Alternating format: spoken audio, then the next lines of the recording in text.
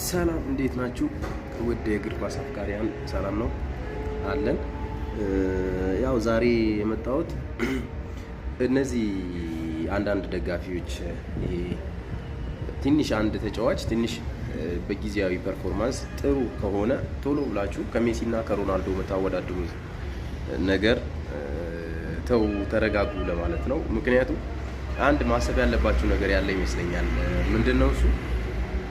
ሜሲና ሮናልዶ ላለፉት 20 ዓመት ያለምንም ወጣ ገባ አቋም ነው እንደዚህ አይነት አቅም ፐርፎርማንስ ያሳዩ የቆዩትና እግር ኳስን ማለት ይቻላል ተቆጣጥረው ያሳለፉ ተጫዋቾች ናቸው።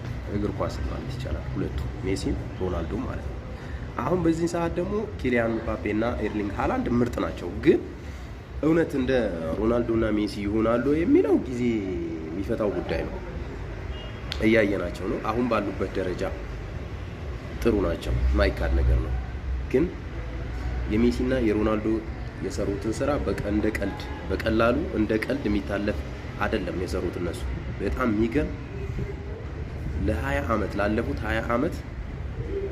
20 ወይም 15 ዓመት እንደዛ በዛ ብቃታቸው አንዴ አንዱ ወጣ ገባ፣ አንዴ አንዱ ሲበላ አንዴ ሲበላ ነው ያሳለፉት። ስለዚህ በዚህ ሁኔታ ነው አሁን ያሉ ተጫዋቾች በየጊዜው ከነዚህ አይነት ነገሮች እየተወዳደሩ ያሉት እና ከዛ በፊት ኔይማር ጁኒየር ነበረ እንደዚህ እየተወዳደረ የነበረው። በቃ የምንም ሮናልዶ የምንም ሜሲ ይባል ነበረ። አሁን ደግሞ ኪሊያን ምባፔ እና ኤርሊንግ ሃላንድ መጥተዋል። አስቡት፣ 8 ባላንዶር ነው የበላው ሜሲ፣ ሮናልዶ ደግሞ 5 ባላንዶር በልቷል። እስካሁንም እየተጫወቱ ነው። 30 እና 39 40 እና 39 ዓመታቸው አካባቢ ነው። ምክንያቱም እኔ በጣም ነው እንትን የሚለኝ እነዚህ ሁለቱ በጣም ይለያሉ ማለት ይቻላል። በጣም በልዩነት እግር ኳስን በጣም በስኬት ትክክለኛው መንገድ በቃ ተሳክቶላቸውም ያሉ ጭምር ተጫዋቾች ናቸው። ያን አክል ጉዳት ሳያስቸግራቸው የዛን አክል ብቃታቸው ገኑ።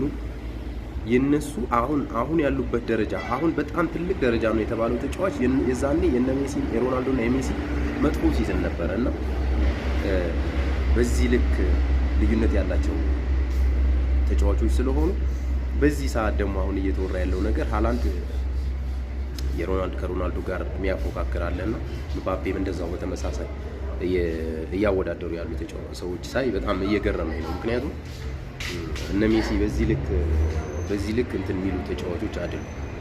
ገና ናቸው። ሊደርሱ ይችላሉ እኮ አይደርሱም አይደለም። ግን ኖርማሊ አሁን ባሉበት ደረጃ የምን ሜሲ የምን ሮናልዶ የሚያስብል አይነት ብቃት ማንም አላሳየም። ማንም ያለፉትን 15 ዓመታት እግር ኳስ